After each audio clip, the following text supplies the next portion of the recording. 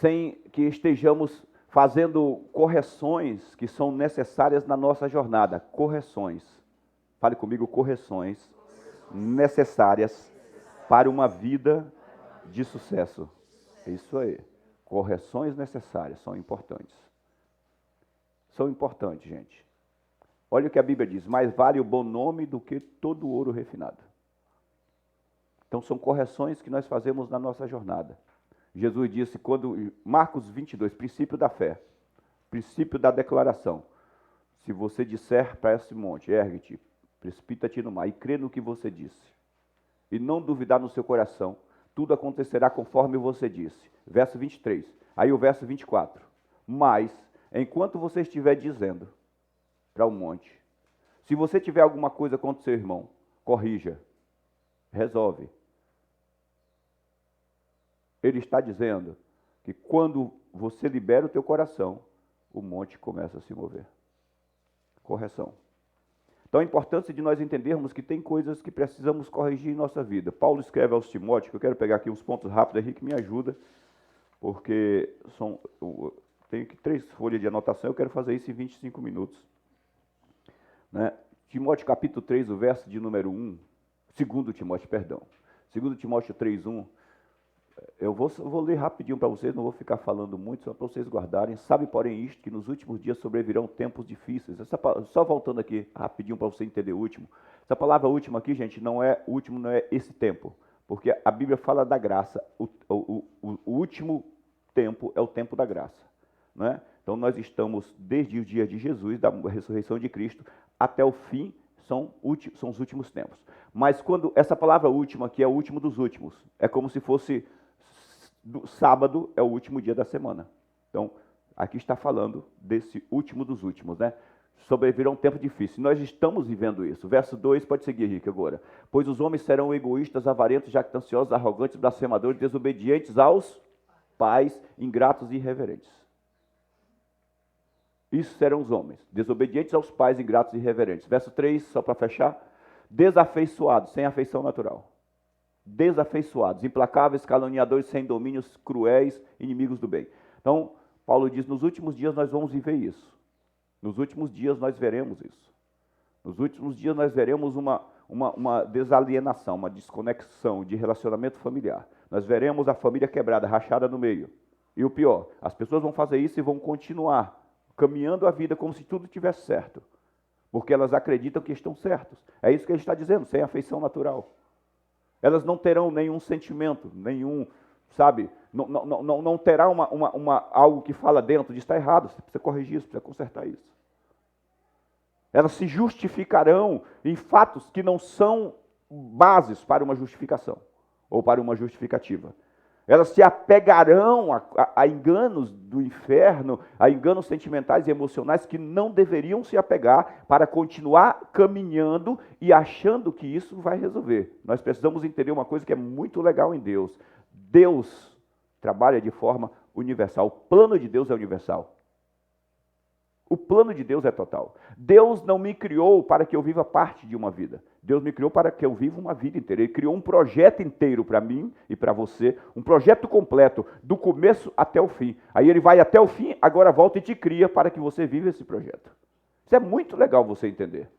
Gente, isso é muito de Deus. Põe para mim aqui Efésios 2, não vou entrar nesse contexto agora, depois a gente vai falar disso, mas Efésios capítulo 2, o verso 10. Aí que fica... né?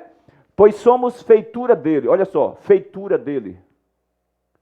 Feitura, essa palavra feitura é poema. Eu já falei disso aqui. Poema, a mesma palavra que descreve poema. De onde vem a palavra poema? Poesia. Somos poema de Deus, criados em Cristo. Ou seja, Deus alegremente te criou para você viver algo maravilhoso que Ele tinha para viver.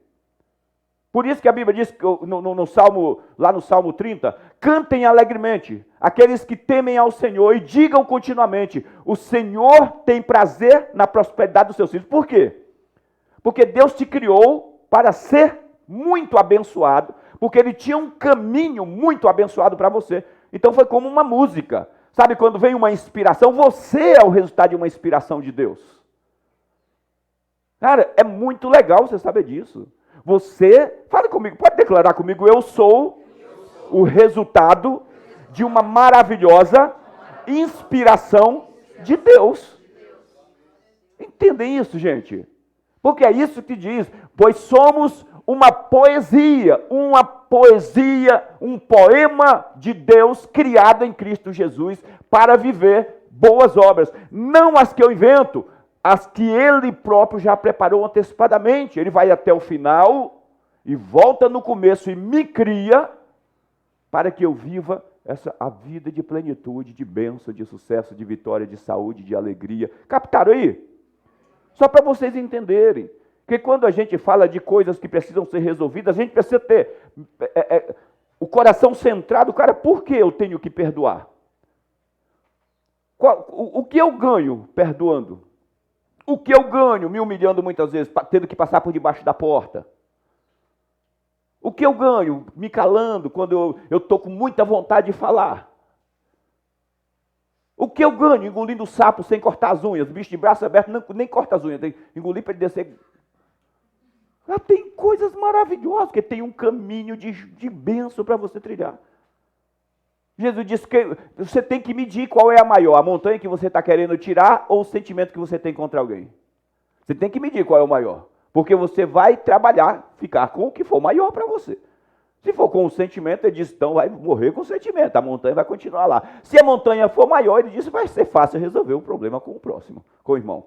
Mas vamos lá, só trouxe esse ponto para vocês. Então eu quero mencionar, talvez eu não consiga falar dos pontos, tudo que eu tenho aqui, claro, não vou conseguir, mas eu vou dar uma passada rápida sobre isso, né? A importância do pai, três papéis do pai, que é o ensino, entendermos isso? O ensino, o exemplo e a paternidade espiritual. Um pai, ele tem três funções fundamentais na vida dos filhos. A função de ensinar, porque a gente diz, não, o pai é provedor. Não, o líder de uma casa, o marido, o líder é o provedor. E o líder, quem está liderando, é o provedor. Isso é um trabalho, mas não é o pai de família, vou repetir, é o líder. Aqui a gente está falando especificamente de pai. Especificamente o papel de um pai. Verdadeiramente o destino da nossa sociedade, não é? E do nosso país depende muito do testemunho que nós hoje, a igreja, passamos. Depende muito, demais, gente. Jesus não disse em lugar nenhum que a toda a sociedade é a luz do mundo. Jesus disse que a igreja é a luz do mundo. Que os filhos de Deus são a luz do mundo. E a gente precisava captar isso para assumirmos um posicionamento de responsabilidade. Cara, eu tenho sim uma responsabilidade em Deus para mostrar a face de Cristo para a humanidade. Eu tenho uma responsabilidade. Deus conta comigo. Paulo diz de forma que Deus roga através de nós para que o mundo se reconcilie com Deus. Então existe uma responsabilidade, ainda que eu não queira assumir essa responsabilidade, ainda que eu faça vista grossa para essa responsabilidade, isso significa que o Espírito de Deus não está operando eficazmente em mim, porque quando o Espírito está operando eficazmente, essa responsabilidade está junto nessa operação e eu capto isso, cara, eu tenho que mostrar Cristo. Eu estou vendo pessoas indo para o inferno aí a passos largos. Então é importante nós entendermos que a sociedade precisa dessa referência, né, de pais que são referência, ou seja, filhos que são referência de bons pais. Quem são a referência dos pais? São os pais? Não. A referência dos pais são os filhos. Filhos são a referência de bons pais, assim como esposas são a referência de bons maridos. E maridos cuidados são a referência de boas esposas. E dedicados, né? Mateus 5,15. Jesus fala sobre essa questão da importância de não se acende uma candeia para colocá-la debaixo do alqueire, mas no velador para que ela alumie a todos os que se encontram na casa. A importância de compreendermos esse princípio da liderança, da paternidade. Agora, sim, eu trago desse entendimento de liderança para a gente entender. Colossenses capítulo 3, o verso de número 20, Paulo fala lá para a igreja de Colossenses, só o 20 diz assim, filhos, em tudo obedecer aos vossos pais, pois fazê-lo é grato diante do Senhor. Dá uma olhada. Ele diz assim, quando você capta e entende isso aí, é gratidão. É uma forma de eu ser grato a Deus. É uma forma de eu apresentar gratidão a Deus por Ele ter escolhido um progenitor, alguém que está sobre a minha vida.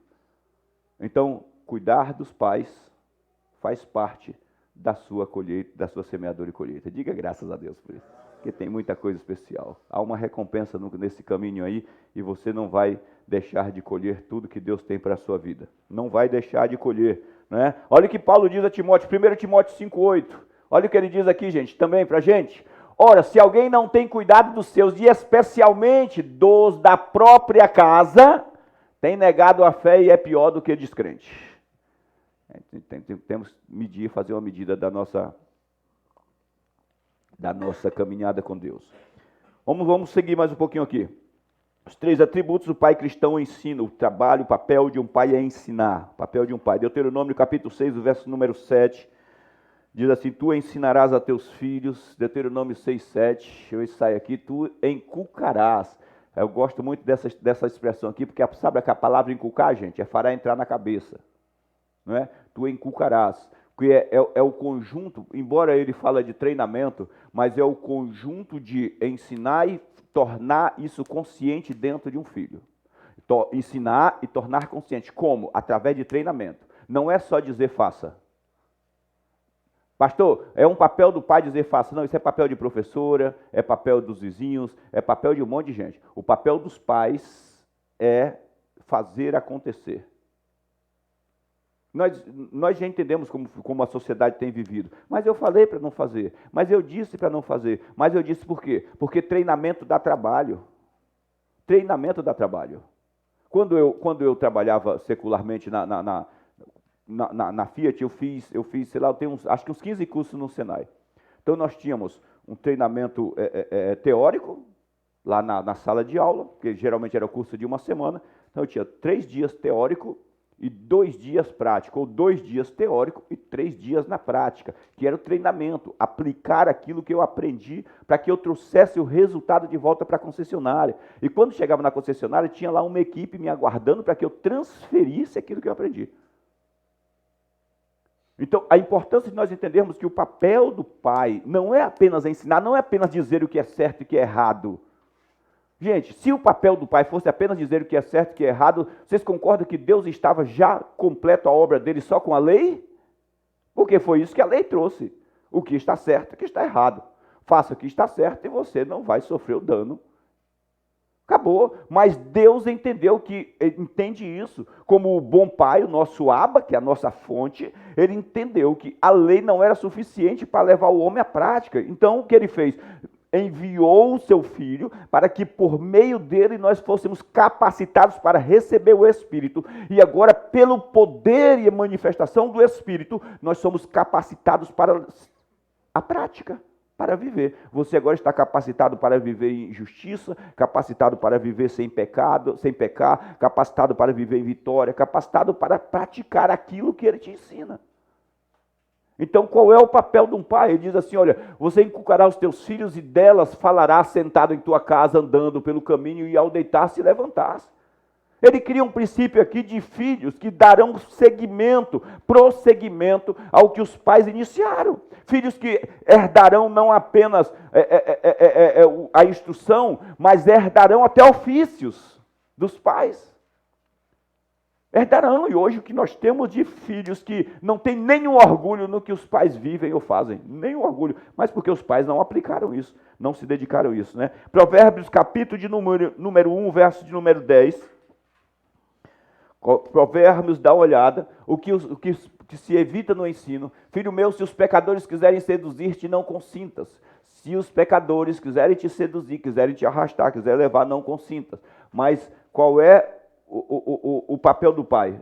Nessa ordem, o ensino e o treinamento levará a boas escolhas. O ensino e o treinamento levará a boas escolhas. Mas, pastor, o senhor poderia, no dia dos pais, trazer uma mensagem que é um presente. Não, um presente você recebe dos seus filhos. Aqui que é couro para que o seu filho seja um filho melhor, um pai melhor lá na frente, né? Mas isso é só para a gente guardar no coração, ainda em Provérbios 7, 24, pegando aí cada pontinho aí, capítulo 7, verso número 24, vou andar rapidinho, né? Agora, pois, filho, dai-me ouvidos e se atento às palavras da minha boca. Dá uma olhada aqui, a Bíblia está sempre chamando para esse ponto, de você atentar, não é? E esse atrativo que o pai deve ser para o filho, quanto o exemplo, já vou pegando na frente, né? Quanto ao exemplo, quanto à referência, eu sempre disse que eu queria plantar bananeira para que eu fosse o herói das minhas filhas, para que eu fosse o super-herói delas. Fazer qualquer coisa, inventar moda, subir em árvore, mesmo com medo. Superar quem estivesse em volta, só para elas, em vez de olhar quem está em volta, olhar para mim. Para que eu tenha o coração delas, tivesse o coração delas, para que pudesse influenciá-las de alguma forma naquilo que eu sei que é certo, que eu acredito ser certo. Provérbios 22:6 ensina o menino no caminho que deve seguir. E ainda quando envelhecer, olha aí, ó, não vai se desviar dele. Porque são princípios aplicados. Mas por que chegamos até a inverter esse verso e mesmo assim ele ainda não funciona? Porque falamos o que ele deve fazer, mas não treinamos. Não houve um treinamento, uma consistência. Eu me lembro que quando a Renata e a Marcela chegavam em casa da escola, a Cláudia pegava todo o material que levou para a escola, folheava tudo ali, sentava, o que foi que deu hoje, o que você aprendeu hoje, aí vamos olhar o que você trouxe da escola, o que é seu, o que não é seu. E às vezes elas traziam uma coisa que não era delas, e a Cláudia ligava, porque, professora, trouxe isso aqui, era para ter trazido, ou um presente que alguém deu, veio aqui junto. Esse acompanhamento desenvolveu paixão no coração das minhas filhas pela família, a paixão pelo estudo, paixão, sabe, por coisas boas, coisas melhores, que coadumina com os nossos pensamentos, com aquilo que a gente queria, uma vida de avanço, de sucesso. Mas não, houve sim um treinamento, um trabalho. E aí, o que você aprendeu? Senta aqui, vamos ouvir, vamos entender. Vamos captar isso aí, vamos arrancar isso aí, colocar para fora. Captar, isso é muito bom, gente, isso é muito de Deus, isso nos ajuda demais, não é? Dê atenção às minhas palavras, filho. Provérbios 19:18 também, dá uma olhada aí, ó, o alinhamento da palavra, contra o que a gente luta hoje na sociedade, né? Olha aí, ó, castiga o teu filho enquanto há esperança, mas não te excedas a ponto de matá-lo. Quando é que se excede? Então, mas por que passa do limite? Porque não há acompanhamento, porque há frustração. É isso aí. Porque quer se livrar dele. Porque se houver acompanhamento, não há frustração. Vou repetir, se houver acompanhamento e treinamento diário, não há frustração. Você entende que aquelas determinadas coisas que acontecem são normais. Você não se frustra. Então não vai haver castigo a ponto de matá-lo. Então é importante que haja um acompanhamento, uma disciplina diária. Às vezes a gente pensa que não, a gente não estava brincando vendo as crianças, o Tito acabou de nascer, já fica acompanhando todo mundo que está em volta, querendo conversar, querendo levantar do berço, o menino está com 4 meses de idade. 4 vezes 3, 120 dias que nasceu. Aí a gente pensa, não, as crianças não percebem nada, não são influenciadas por nada, são sim. Vou repetir, SS. São, sim. Elas captam, elas percebem, elas se envolvem, elas são tocadas, são impactadas, elas aprendem. Elas aprendem. Elas reconhecem, porque foram treinadas, foram desenvolvidas, na verdade, para reconhecerem. Um filho reconhece o pai, reconhece o pai, reconhece a mãe no ventre, na barriga. Reconhece a voz de um pai. Por que não reconheceria os outros comportamentos, as coisas que mudam, que alteram padrões? Então ele diz, castiga o teu filho, disciplina, acompanha ele, esteja perto. Não vou aqui, mas em Provérbios, você tem mais de 50 versos, dizendo, corrige com a vara quando for preciso. Isso é importante que a gente capte, porque que tipo de geração a gente vai deixar, gente? Estamos lutando contra uma sociedade que diz que um monte de coisas não pode, que é proibido, mas ela não está disposta lá na frente a defender. É a mesma sociedade que diz que tem que ir para a cadeia e morrer. É a mesma sociedade. São os mesmos, gente. Os psicólogos de hoje serão os juízes de amanhã. Temos que tomar cuidado com isso, né? Que Jesus nos guarde.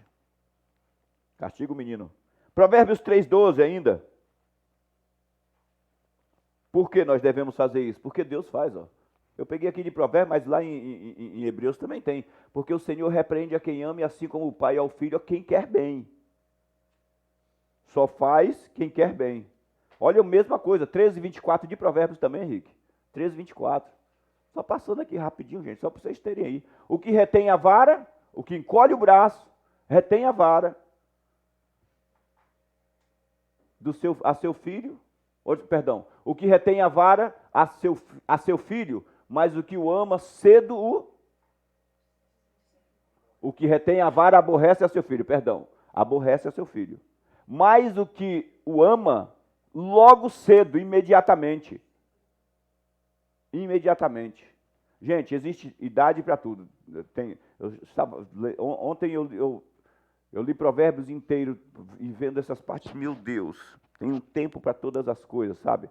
Tem um tempo onde você tem que lidar com a criança como você lida com o cachorrinho. Olha, vou explicar. Deixa eu chegar no final para vocês não criarem uma confusão de expressão. Deixa a Xuxa, né? Não adianta corrigir, numa determinada idade, corrigir uma criança 3 dias depois dela ter errado, porque não haverá correção, não haverá aprendizado, haverá só desabafo. Tem a idade que você corrige é agora. Ela errou agora, respira fundo, para e acerta. Depois de uma certa idade, sim. Uma outra coisa que é muito importante, a Bíblia diz que o diabo é o pai da mentira. Pais que se comprometem com uma correção, quando chegar em casa, você vai ver. Chegar em casa, vou fazer isso. Mas que estão mentindo porque não fazem, e os filhos percebem isso. Eles percebem que aquelas determinadas atitudes não têm consequência. Então, aquilo já não causa temor. Você sabe o que é o temor de Deus? No Antigo Testamento é medo, no Novo Testamento é honra. Mas você sabe o que é esse temor e essa honra? É saber que se Deus virar as costas 1 segundo para uma pessoa, ela cai nas garras de Satanás. É isso que é temor. Porque a Bíblia diz, servir a Deus com temor e tremor, desenvolver a vossa salvação com temor e tremor. É saber que 1 segundo de Deus virar as costas, nós estaríamos nas garras do inferno. Seríamos completamente destruídos. Então é isso que faz o temor. É isso que deve ter o temor. E pais que não produzem mais temor no coração dos filhos, não produzem mais, porque se tornaram tão relapsos, tão preguiçosos, tão preguiçosos para a correção, para o ensino, para o treinamento, tão negligentes quanto ao que falam e mentirosos quanto às promessas que fizeram, que acabou, não deu nada. É preciso que haja um alinhamento. Ah, pastor, mas, sei lá, eu tentava corrigir, mas minha mulher não deixava, mas tem que haver uma consequência. E nós vemos hoje a sociedade que nós estamos vivendo, gente. Nós vemos hoje os traumas que nós enfrentamos com jovens dentro da igreja, gente, que não estão quebrados, com dificuldade de se alinharem, porque tiveram negligência paterna no passado. Porque referência de pai, quando fala como Deus Pai na cabeça deles, essa referência de pai é a pior de todas. Se Deus é um pai como o pai, pensa aí. Importante a gente captar isso aí, tomar cuidado, né? Tomar cuidado. Eli perdeu os filhos porque se recusou a disciplinar. Porque seus filhos se fizeram ruins, vios, e ele não os reprimiu. Olha o que diz lá em 1 Samuel 3,13. Só um verso também. Tem um texto todo. Porque já lhe disse, julgarei a sua casa para sempre, pela iniquidade que ele bem sabia, pelo erro que ele conhecia, porque seus filhos se fizeram execráveis e ele não os repreendeu. Olha só, eu já lhe disse que recusei, não quero mais o relacionamento, porque não é porque eles são ignorantes quanto ao que fazem, não é porque o Eli é ignorante quanto ao que o seu filho está fazendo, é pelo que ele já estava vendo, pelo que ele sabia. Ele estava vendo ali. Ele estava vendo ali. Então Deus disse, cara, não tem mais ignorância, diante da luz não tem mais o que te levar ao arrependimento. Paulo diz, olha, Paulo, o autor aos Hebreus, se uma vez a pessoa foi levada ao arrependimento, experimentou a gloriosa manifestação da bondade de Deus, as coisas do mundo vindouro, e depois ele volta para trás, onde mais vai achar lugar de arrependimento dentro dessa pessoa? Não tem mais, porque ele rejeitou a pessoa que o leva ao arrependimento. Ele diz, vai pisar o sangue de Cristo, porque não tem mais lugar onde ele possa parar, não é? Então, está aqui os filhos de Eli, né? O que eles trouxeram para o pai. Pode ir, Henrique. Deixa eu pegar o próximo ponto aqui. Pai cristão é exemplo. É o segundo ponto. O mundo precisa de pais genuínos, pais que amem a Deus e sua palavra, pais de fé, pais de caráter, de coragem, para enfrentar os desafios da paternidade. Pais que sabem que a responsabilidade não está na mão de professor, de psicóloga, de vizinho. Pais que sabem que a responsabilidade não está na mão de avós. Não está na mão de avós. Nós tivemos uma família aqui na igreja que se afastou, foi embora porque não aguentava os filhos. Não é os filhos dos outros não, os filhos deles mesmos. Eles não controlavam os filhos, eles começaram a ficar com vergonha. Vocês entenderem isso, gente. A Bíblia diz, se nós voltarmos lá para Provérbios, está escrito lá, a criança que cria-se a si mesmo. Como é que é? A criança entregue a si mesmo é a vergonha de quem? Da mãe. Quem é a criança entregue a si mesmo? É a criança que se cria, a criança que toma decisões erradas e os pais não corrigem. A criança que faz o que quer e os pais não põem freio. A palavra inconsequente, gente, é nisso. Não tem ninguém que põe a mão no peito. Está sempre aparando as consequências. Está sempre aparando o leite derramado. Sempre aparando o leite derramado. Falando em leite derramado, eu me lembro que meus irmãos, nós éramos todos, 7, 8 anos, e minha mãe estava no Rio, e meu pai tinha comprado 2 bandejas de ovos, e a gente achou aqueles ovos dentro do armário lá, e fizemos uma guerra de ovos em casa. 60 ovos quebrando um no outro. Quando chegou em casa, a casa estava um pantanal de ovo. Me lembro que eu tomei de uma surra, como o mais velho, depois a Leninha, tomamos um pau. Aí depois a gente pensou, agora vamos ficar aqui chorando quietinho. Não, cada um com um balde na cabeça. Tinha a grota, que era aqui, e o rio, que era lá. Mãe disse, é lá, para trazer o balde de lá. Eu quero ficar olhando vocês irem e trazer o balde na cabeça, vai lavar toda a casa. E a gente descia chorando e subia chorando. Descia chorando e subia chorando. Aí mãe disse, Zusa está perto de chegar. Eu espero que vocês ainda estejam chorando quando ele chegar. Porque ele vai completar a obra. Umas 10 viagens com aquele balde na cabeça. Por isso, ó. Para mim não esquecer. Mas os filhos vivem inconsequente. Eles fazem errado, os pais são envergonhados, pais que não gostam de ir para a casa dos outros, porque os filhos envergonham eles publicamente. Pensa aí, gente. Misericórdia. A igreja é luz. A igreja é luz. As pessoas têm que desejar, cara, deixa seu filho ficar em casa um dia na minha casa.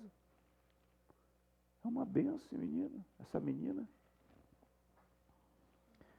São um exemplo, né? Efésios 6,4, seguir. Efésios 6,4, vou caminhar de novo o verso. E vós, pais, não provoqueis a vossos filhos a ira, mas criai-os na disciplina e na admoestação do Senhor, a disciplina e a admoestação do Senhor, na palavra, no ensino da palavra e no alinhamento que vem pelo Espírito. No ensino da palavra e no alinhamento que vem pelo Espírito. Entendam isso, que é essa conexão, não é? Ele deve ser aquele que seus filhos copiarão. Ele precisa andar diante deles em dignidade cristã. O pai deve ser isso. É absolutamente necessário que o pai continue na fé durante bons e maus momentos. É absolutamente necessário uma continuidade, sabe? Perseguir os inimigos até o final. É importante que os seus filhos saibam para onde você vai, o que você quer e que você é um calo no calcanhar do inferno. Cara, vou doer todo dia, se for preciso. Ou é melhor colocar um machado na cabeça de Satanás, né? Não vou desistir. É importante isso. É importante a gente ter isso no coração. Lembro que a minha filha, a Rezinha, foi reprovada na carta lá, na aula, e ela voltou triste pra caramba. Não, eu vou desistir. Eu disse, quando foi que você me viu desistir de algo? Quando foi que você viu a gente parar? Porque não deu certo. Não vai de jeito nenhum, filho. Não vai de jeito nenhum. Né? É importante isso. 1 Coríntios 15, 58. 1 Coríntios, seja sempre abundante, firme, sem desistir, meus amados, inabaláveis, sempre abundantes na obra do Senhor. Filhos, Salmo 127, não põe não, Henrique, pode deixar aí. Os filhos são herança de Deus. Uma dádiva de Deus confiado aos seus pais. Presta atenção, você está cuidando de algo que pertence a Deus, criado para a glória de Deus. Criado para a glória de Deus. A gente estava conversando um pouco sobre filhos lá ontem da tarde, lá no momentinho que o pessoal fez lá de carne, da meio-dia até as 8 da noite, quem não foi, tadinhos. Foi aniversário do pastor Ivanildo, gente. 56 anos, nosso presbítero. Sempre abundante, sabendo que no Senhor o trabalho de vocês não é vão. Sede sempre abundantes, perseverantes. Né? A importância de termos essa decisão em nossos corações. Quando as decisões são tomadas, ele deve reconhecer se cometeu erros, ele deve estar disposto a admitir, isso é ser exemplo. Pais que, cara, eu errei, pisei na bola, estava errado isso que pai fez. Ao invés de justificar o seu erro, sabe, porque sou pai, porque sou líder, porque, não, eu estou errado, mas eu sou líder. Não, isso não é hombridade, isso é o mundo anda assim. O mundo anda assim. O sistema anda assim. Eu não dou nenhum exemplo quando eu arrogantemente me coloco sobre a caca que eu fiz e digo que eu fiz isso porque eu posso fazer. Não, o mundo não anda assim. O mundo anda assim, o cristão não. O cristão diz, de fato eu errei. Reúne todo mundo se for preciso. Gente, vem aqui, eu pisei na bola disso aqui. Não deveria. Não é? Honestidade e humildade não são sinais de fraqueza, mas de força espiritual. Honestidade e humildade são sinais de força espiritual. Eu sou alguém forte, por quê? Porque eu sei reconhecer os meus erros. Gente, a palavra arrependimento. Arrependimento é reconhecer o caminho que eu estou e Deus, olha só, e Deus manifesta a glória dele sobre esse reconhecimento. E na tua fraqueza, ele torna-se a tua potência, a tua força. Guardem isso aí. Os pais devem ser respeitados e amados por seus filhos e dignos de seu respeito e amor. Isso é legal a gente entender isso, né? Em Efésios diz isso, não precisa ler lá porque eu estou falando de pais, mas só para vocês entenderem isso.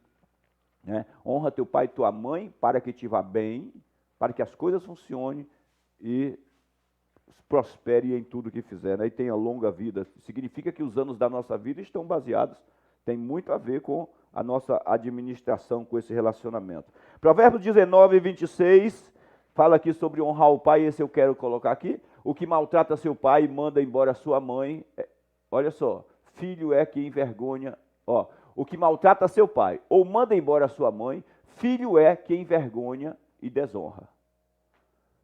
Presta atenção sobre honra, pais e mães.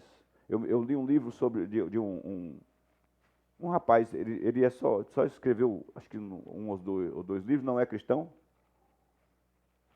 mas ele fala sobre prosperidade. Faz muito tempo que eu li esse livro, eu estava com a Cláudia, não sei onde, estava num posto, aí eu vi esse livro fininho, aí, Chaves de Prosperidade. E eu estava rodando lá e eu vi que era fininho e custava R$1. Aí eu comprei, levei para casa, nem me lembro mais onde foi parar esse livro. E aí eu peguei, li numa sentada só. E o cara falou de 5 chaves e acaba o livro. Mas quais são as chaves da prosperidade do cara? A primeira, honrar o pai e a mãe. Ele disse que ele fez um inventário da vida dele na sua casa, e o pai cuidou dele, cuidou da faculdade dele, deu estudo e trabalhou pra caramba. Então, quando ele começou a trabalhar, ele começou a restituir para o pai. Ele disse, é assim que os cristãos fazem, dão dízimo. Ele usa o dízimo, o princípio do dízimo, ele não é cristão. Mas ele diz que restitui para os pais, fez um depósito e diz que o pai não queria receber, disse, não tem a ver com eu ajudar o senhor a fazer compras, tem a ver com eu poder restituir ao Senhor, pois isso é um caminho de prosperidade. Aí ele começou a namorar, e ele disse que as coisas começaram a funcionar, ele começou a namorar, e ele conversou com a menina, na época, a namorada que ia ser a esposa dele, ele conversou com ela sobre também honrar os pais dela. E aí ela não entendia, mas ele foi explicando e ele conseguiu colocar na cabeça dela começar a honrar os pais, porque ele queria construir uma família com ela. Então começaram a honrar o sogro e a sogra. E aí ela honrava os pais dela e ambos honravam os sogros e as sogras.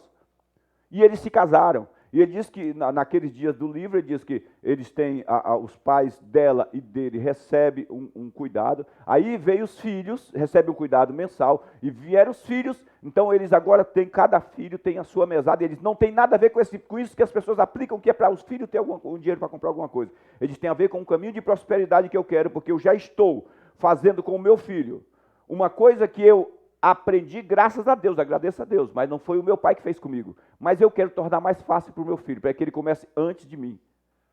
Princípio da honra. E aí ele foi falando, aí ele falou da Igreja Católica, que ele tem, tem uma fazenda aí para o lado de Goiânia, para o lado de lá, e ele diz que volta e meia separa lá um animal, um gordo, um carne, um negócio, e envia para a comunidade, lá para o pessoal que cuida da comunidade carente. Então, olha o que o cara entendeu. No livro de 10 ou 12 páginas, ele coloca alguns princípios que entendeu sobre a lei da semeadura, da colheita, da honra a pai e mãe, da honra a pessoa, a progenitores, né? Honra os seus progenitores, honrar e cuidar da família.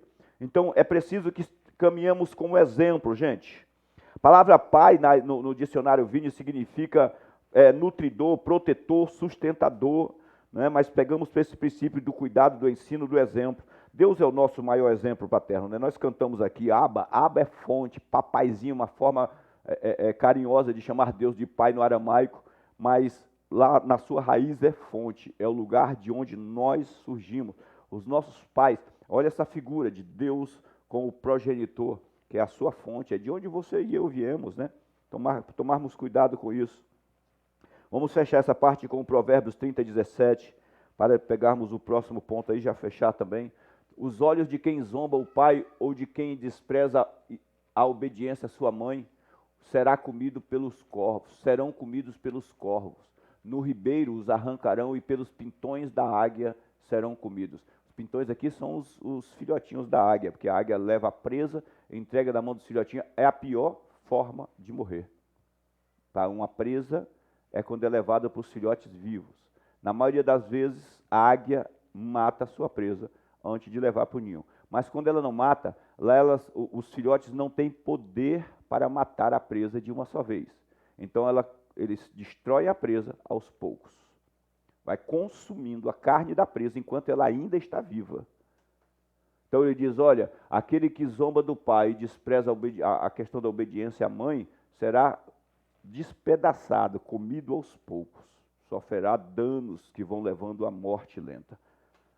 Pai cristão é líder espiritual, essa importância, manter os filhos. A Bíblia, Paulo fala a Timóteo, lá em Timóteo não precisa ir, Henrique, que o líder, aquele que está apto para ser um bispo, um presbítero, um diácono, é marido de uma só mulher, que tem os seus filhos em submissão, sabe, que é apto para ensinar, que maneja a palavra da verdade, que é temente a Deus.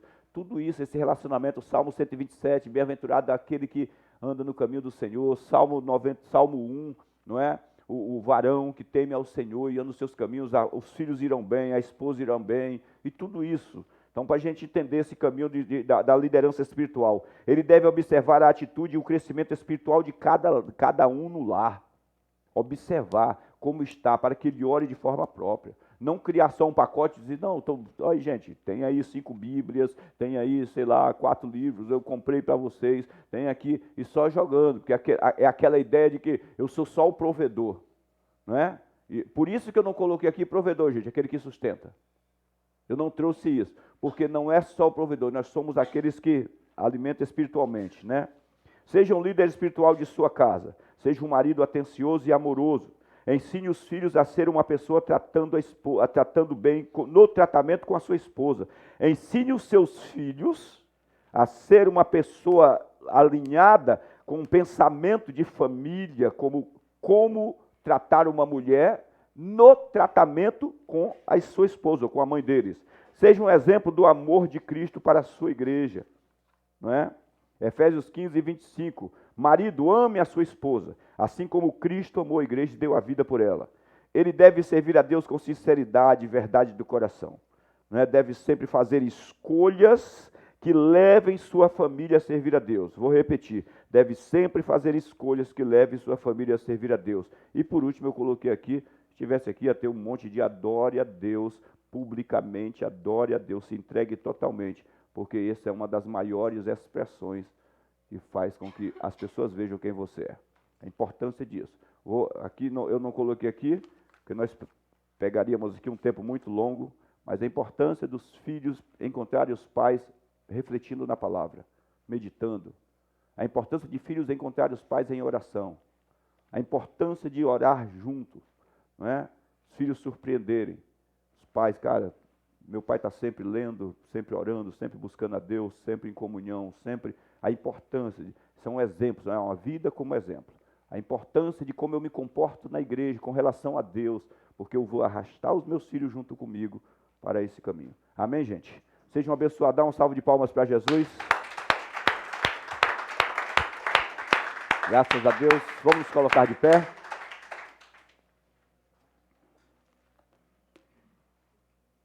Não vamos deixar o pessoal ter uma comunhão lá atrás. Ainda tem um cafezinho lá, gente. O café foi feito bem no finalzinho aí. Então ainda tem café. Oi? A Renata preparou um café para vocês lá.